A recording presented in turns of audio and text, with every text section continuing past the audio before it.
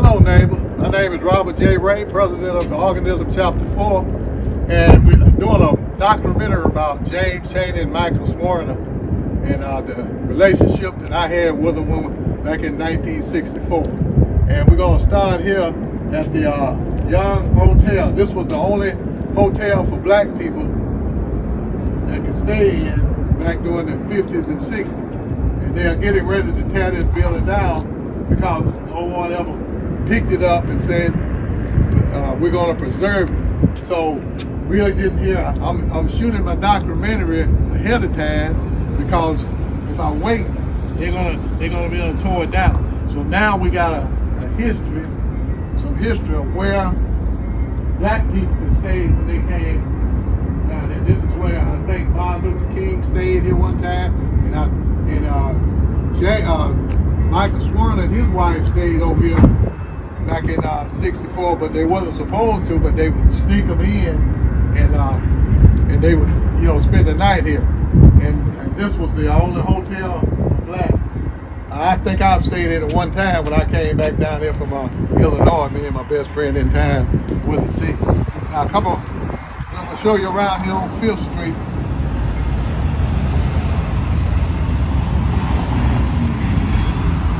Okay, take a picture of Young's Beauty. This was where all the females, a lot of them came, especially they wanted the bougie black women came to get their hair done at Young's Beauty shop here.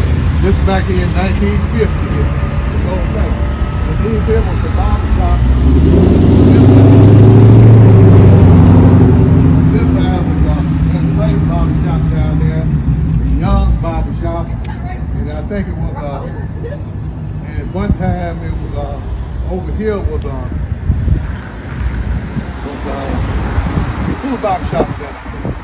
The one you went to? Jenkins, yeah. Jenkins barber shop over here. And then this here place over here is still there. It's amazing. But you can see it. We'll get a little close to it.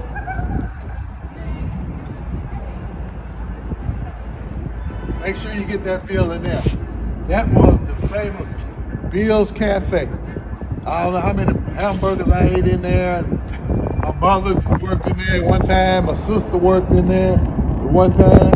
And right here, where this Laker place is there, right here was the famous Star Theater where we came to see all of the movies back in the 50s. We come down here on Saturday and you could get in for a dime. And they had some of the best chili dogs that you could ever eat back in those days. But you would get your pants and stuff messed all up and dripping. But this was 5th Street.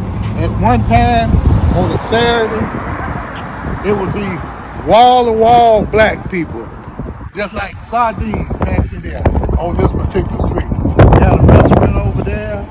You had different little black businesses on up the street there.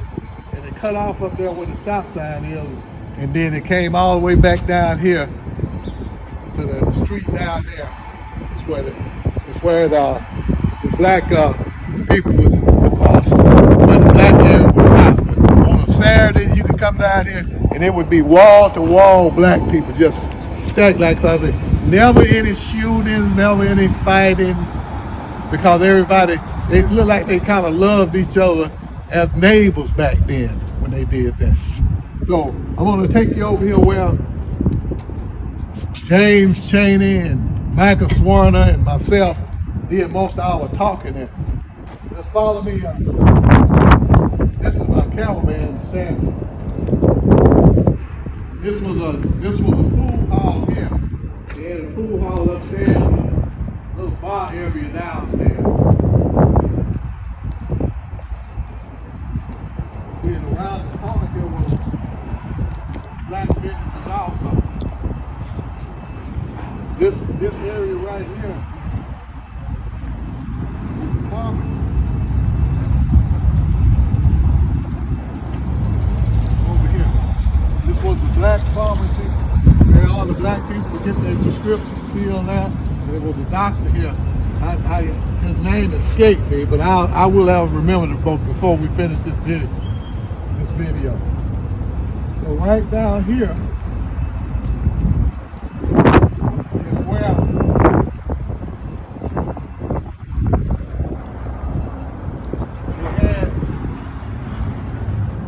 like a drugstore. This here whole area here was drugstore. And apartments upstairs. Doctor's office upstairs and stuff. But right here, right along in here, was where the John Berto cab stand was.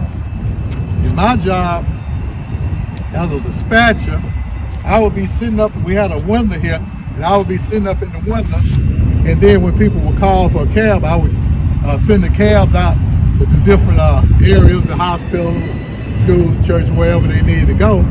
And that was my job as a dispatcher. But when in 64, when we were having all of the civil rights turmoil, James and Michael used to come here and stand at the window where I was, and we would talk about what they was doing and where they was going next. And then if they didn't know how to get there, which most time they didn't, I would tell them how to get there because I had lived up in Kemper County, and our church, Mount Salem, had visited all of these churches all around in these different counties.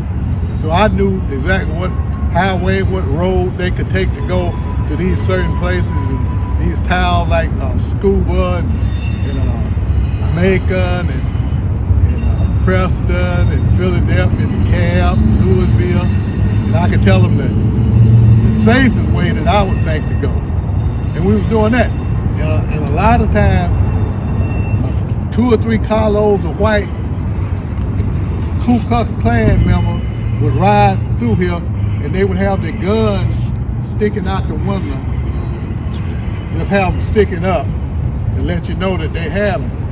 And I was really anxious a lot of times because I didn't know whether they knew that I was helping Michael Swarner and James Chaney out or not. And I didn't know whether they would shoot up in there, but we just had to take the chance. And this is where it all began at. And I remember the Sunday that they were getting ready to go to Philadelphia, which I was supposed to go with them that day, but I had to work in the ladies' place that morning, that Sunday morning. So I didn't get to go. So that's when Faith stepped in. Otherwise, I would have been with the 3 that went down there.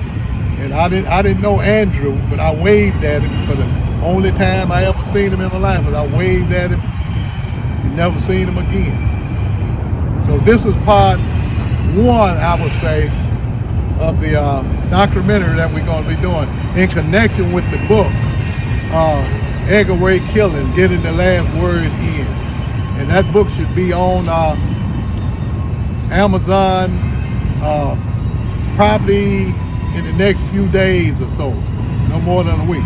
So you can pick that book up and you can kind of find out the things that went on back when the 3 civil rights workers were murdered down in Philadelphia. So that's all. I'm here in Meridian, Mississippi, and it's about 68 degrees on March 21st, 2023. And we will be moving to other areas where they actually shot James Chaney and Michael Swan and Andrew Goodman. Before the documentary is over, I'm going to take you where that spot was. And then I'm going to try to get you out to James Chaney's grave that's outside of Meridian here. So we're going to do a thorough job in everything. And if you want to read some things before, like I said, get the book, Edgar Ray Killen, Getting the Last Word In, the murders of the 3 civil rights workers. That's all I have to share with you right now at this time, and I'm anxious to move on.